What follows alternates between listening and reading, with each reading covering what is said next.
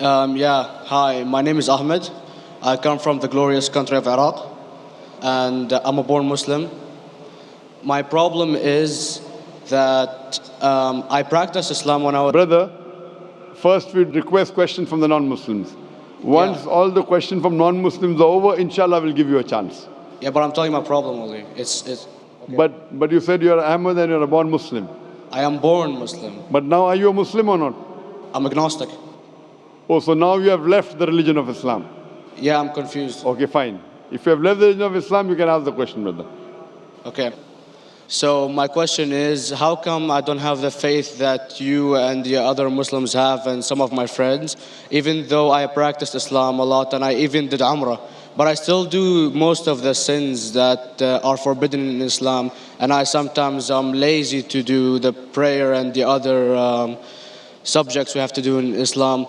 I have read many books and about other religions and conspiracy theories and documentaries and such. I even have seen your own videos on YouTube, and there are many questions that go around my head about Allah and the Messenger and Muslims in general.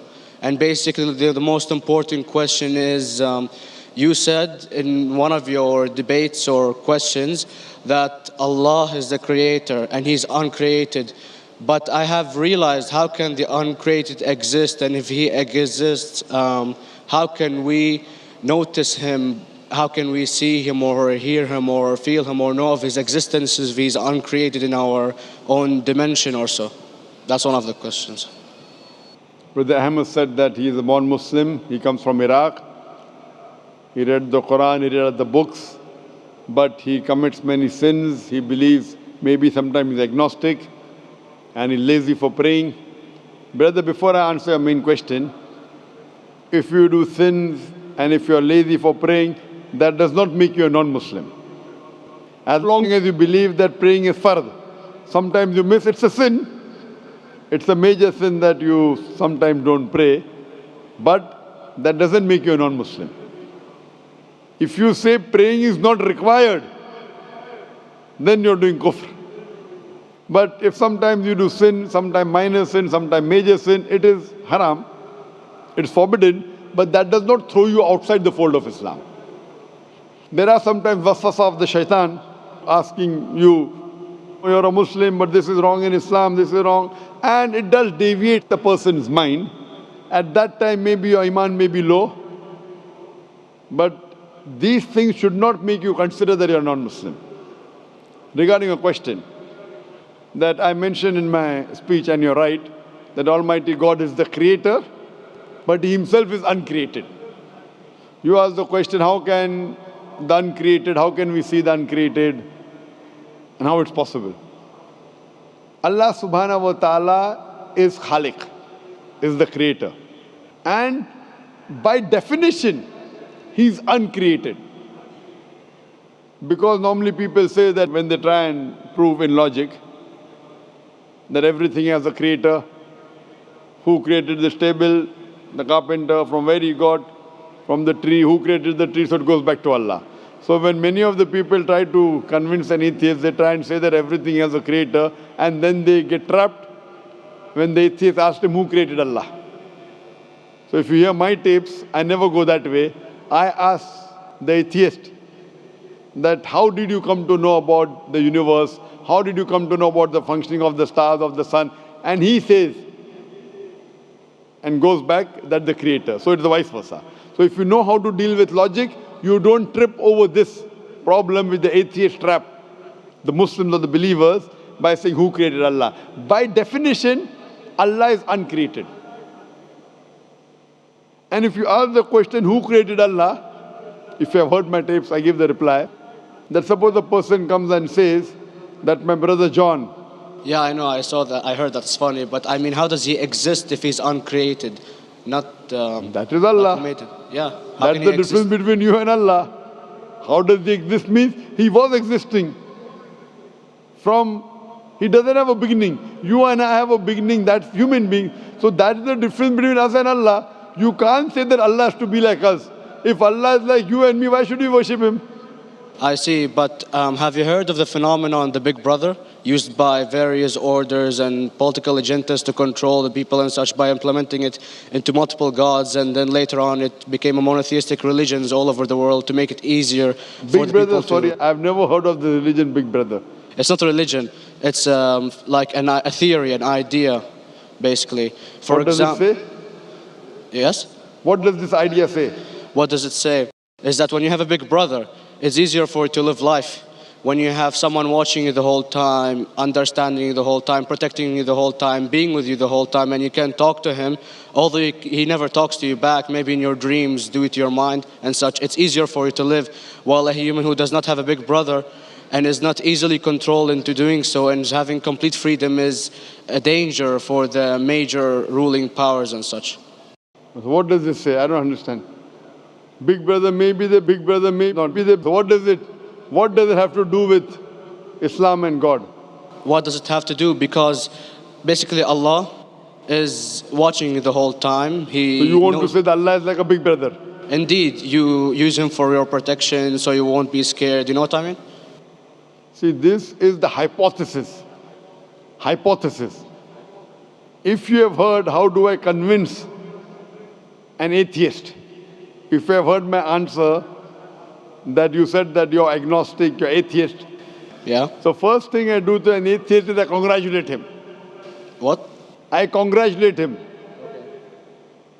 Have you heard my answer of atheist? Yeah, you congratulate them and stuff. But I haven't seen your debates with the atheist. I just saw your answers on some questions. Fine, so you haven't seen the answer of atheist?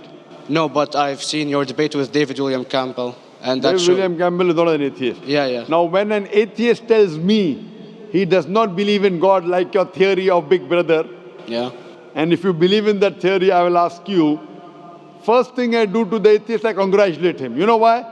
Yeah, because they think and they don't follow what their parent does and such stuff like that. No. I congratulate him because he is not doing blind belief. The other people are doing blind belief. He is a Christian because father is a Christian. He is a Hindu because father is a Hindu. Most of the Muslims are Muslim because father is a Muslim. He is thinking. He says there is no God.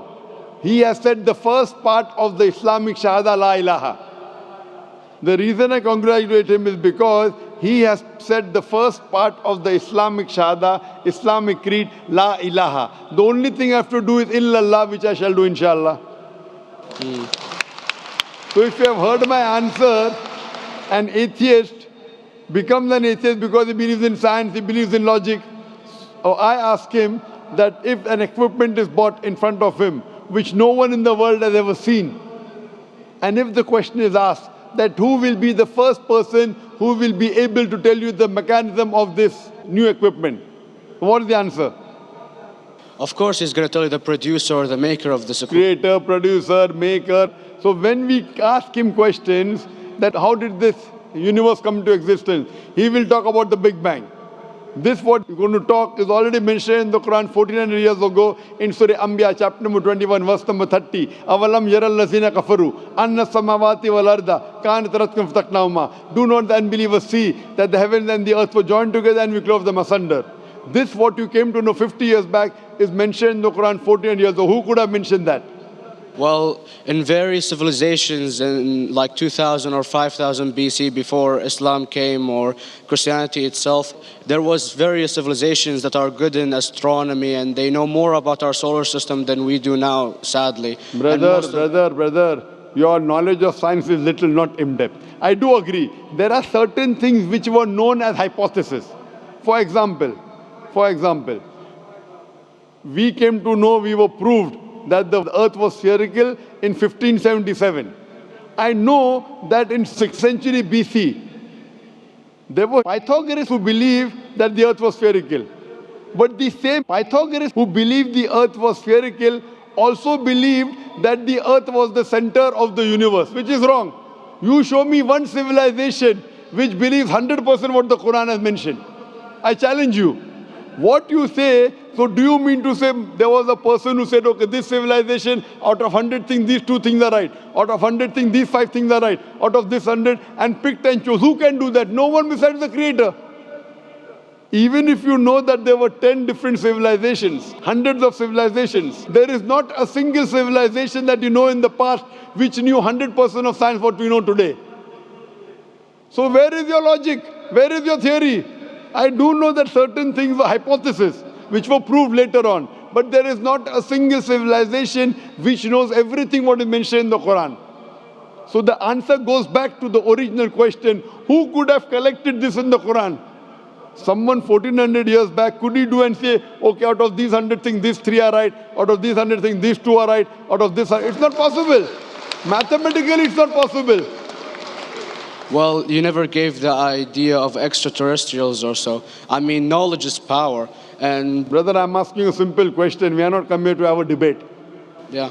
I'm asking you a question. Point out a single civilization. You're asking something else. Yeah, We are alright. not here to discuss. You can come in the room and discuss. You ask a question, I'm giving you the answer. You gave about old civilization. I told you you're right. But out of 100 things, 98 they were wrong. So I'm asking you, who could have mentioned this in the Quran? You're talking something else now. Yeah, well, I'm asking you a simple question, 2 plus 2 equal how much? You are saying, I'm telling you 3 multiplied by 3 is how much? I'm asking a name, you're telling that where do you live? I'm asking a simple question, name me a single civilization which has everything what was mentioned in the Quran. Do you know of any or not? Yes or no? Well, not everything, of course. Even not 10%. Why? Babylon knows of most of the planets and such. Planet is not the only thing mentioned in the Quran. There are 1,000 things mentioned in the Quran. To say what 1,000 things are mentioned in the Quran, 10% would be equal to 100 things. Did Babylonian civilization knew about 100 things mentioned in the Quran? No, because they You don't cannot. have the IQ They level knew of that. 5 or 6 things. In percentage wise, very small. So Of course. who can be the author of the Quran besides the creator to know what is right, what is wrong? Today science has established the hypothesis mentioned by Babylonian so many centuries back is today proven. So these were hypotheses in the past, which out of them many have been rejected, some have been accepted. So to collect all which is 100% correct has to be from the creator and no one else. Hope that answers the question. Yeah.